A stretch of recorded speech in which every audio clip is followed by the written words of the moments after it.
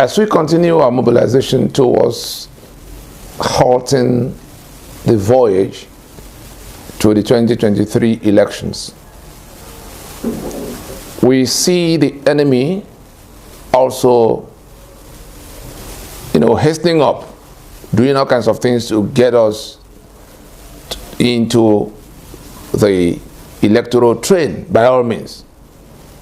And who is that enemy?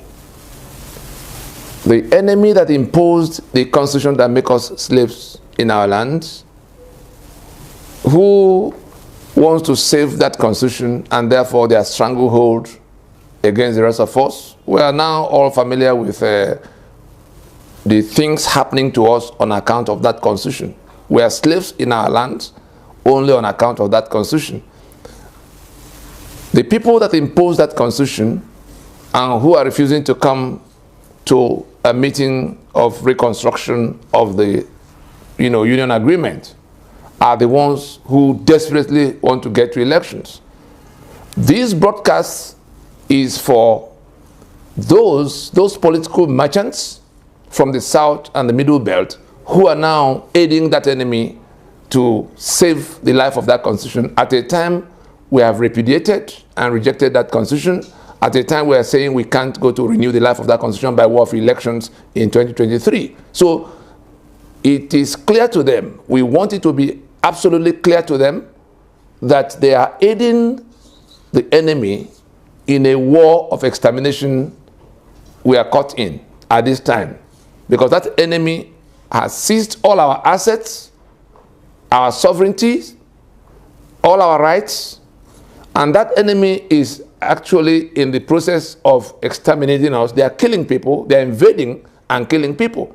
And it is that constitution that empowers them to do all of what they are doing, particularly the killings, because it is that constitution that gives them monopoly over the guns in the land, in all the uniform services. And so we come back to the question of whether we are going to the election in order to renew the life of that constitution, or we are stopping the journey to the election in order to rework the constitutional basis of the union. And therefore, this broadcast is to address those who are trying to railroad us to those elections, to the election in national elections in 2023. The people from the South and the Middle Belt of Nigeria, the political merchants from the South and Middle Belt of Nigeria, the political parties, operating in the South and the Middle Belt of Nigeria. What they are doing is, for their own pursuits, in pursuit of their personal benefits. The ones who want to be governor, the ones who want to be senator, the ones who want to be president, they are all on the same mission of railroading us to that election, working with that caliphate that want to save that constitution. The day after the election, the 36 states imposed by that caliphate on us will remain in place. Therefore, we remain the political minority, permanent political minorities we are under that constitution. The day after the election, the 68 items on the exclusive list will remain in place, and therefore our assets, economic assets, are detained, and the power has to work those assets. The day after that election, the insecurity we suffer will continue because the control over the guns and all of what we need to be able to protect ourselves will still be where they are. And those who are going to win those elections, before they can access the office they won, whether they are president or governor, will have to swear, senators. They will have to swear to defend and uphold that constitution. And therefore, we've come to inform them at this time. We are still in January of 2022. We've come to inform them that if anybody is hoping to frame the next elections, to frame the restructuring and all of what we need to do now in order to rework the constitutional basis of the union, in the face of the union dispute that have been declared, in the face of all of what their own people are doing to extricate themselves from bondage. If they are hoping, if anybody is hoping among the candidates, among the parties, to now bring that restructuring or that union reconfiguration imperative as a campaign issue let us now come. Because that's what some of them are already saying in whispers to us. Say, oh no, Tony, come. Let us now put it in as a campaign issue, so that when we win, we'll go to do it. This broadcast is to let them know, to tell them in the, to the hearing and seeing of everybody that they are being dishonest, because we'll be asking them what happened to the earlier promises in which some of the people who were part of discussing all of what was wrong and who then put that in their manifesto, the APC put in their manifesto. What has happened 8 years after? At the time we were raising the issue of the fact that these things are not being done, and the country was going down, but more importantly that Nigerians were now being killed and being impoverished. What did they do? What did those candidates do? What did those parties do?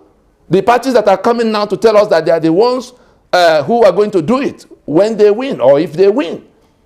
Nobody's going to buy that scrap from any of you.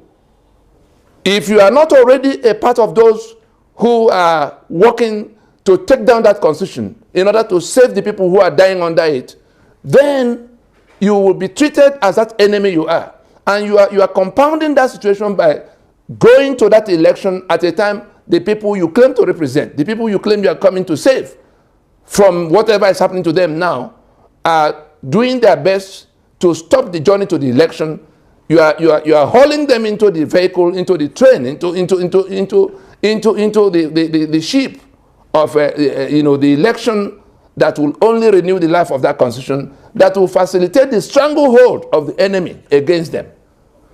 We're saying all of this because in the days ahead, all of those who are going to be making such promises and such suggestions that, oh yes, we understand it, we had Baba Hakim, whatever, what's his name again, Hakim Baba Ahmed, the one that is involved with the Udiotomis who are forming mega party.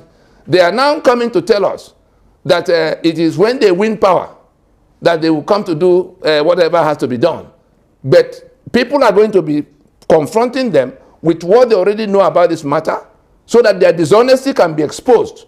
All of those who, both in PDP and in APC and in AGA, all the things that have transpired over the years in terms of what we brought to your knowledge about this calamity that is befalling people, which you did nothing about, but now coming to ride on it, to canvass for vote, so that you can go to power, swear to defend the document, and then do what after? It's not going to work, and you are going to be confronted. The public is going to get to know what you were told, what you know, so that they can judge whether you are on their side or on the side of the enemy. That's the purpose of this broadcast. Let nobody say he wasn't told.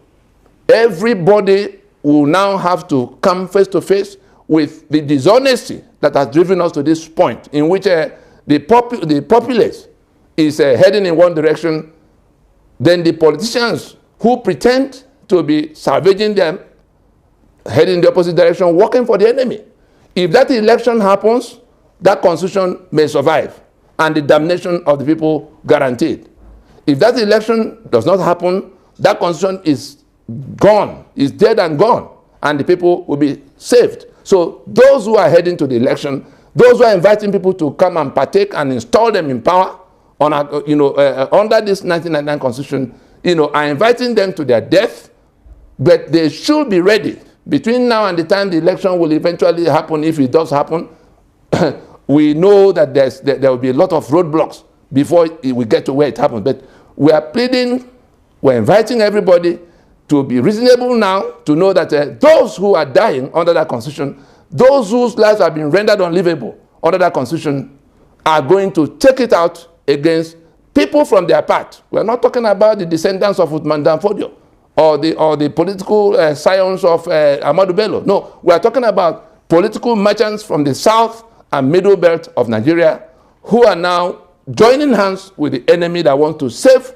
that constitution. We heard when the governors of the north, at the time PDP was still working out who will be chairman and who will be president in their party. We saw the northern governors go to a meeting to say that if by any chance, if by any stretch of reason, power leaves them at this time towards the south, that they might be pushed out of the union, that they might be pushed out of Nigeria.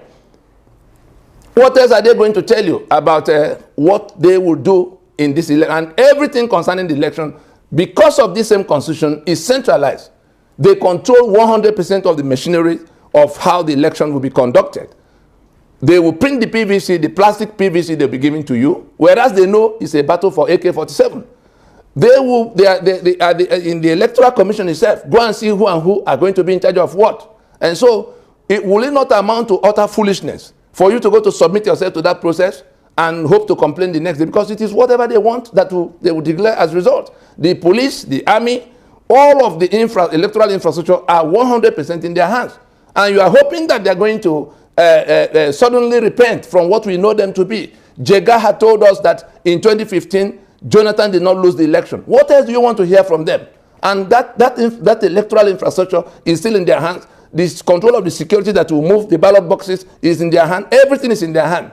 And you are inviting your people to go to a contest in which they will suddenly go to sleep and hand their power. Even if they hand power to anybody, in their desperation to save that constitution, we are saying it loud and clear that such persons that will aid them, that will assist them to save that constitution, is only reinforcing our enslavement, our bondage, our encirclement, the killings happening to us, and all the things that we are suffering under this constitution. So it's not even a question of whether they hand power to South or to anybody else. It is that constitution that has to be resolved before we proceed to the question of who will then govern. We can't leave that question unresolved, and we're talking about who is from our part that will become president. Such a person will be treated as the traitor he is. Let it be known. Let it be clear to everybody that we're not saying this because we saw one candidate or the other emerging. We've been saying it. We go back to the December 16th, 2020 constitutional force majeure. We said for all these reasons I've outlined here, if you go to read that proclamation, you will see everything I've said here. For those reasons, we have to stop and fix the union agreement that have been toppled by this enemy, for which we are being killed and our lives rendered unlivable. This is a question of life and death now, so that nobody will pretend he didn't understand that it was that grave. You are thinking of your own political career and what you make for yourself. We are statesmen looking at the millions of people whose lives are being rendered unlivable, and the millions of others who are now stuck overseas because their country can no longer fend for them. They are running. Young people are running everywhere, but Nigeria, in search of life, in search of survival from their country. And you are there, instead of trying to solve the problem, to provide them relief, you are there inviting them to come to reinforce that situation.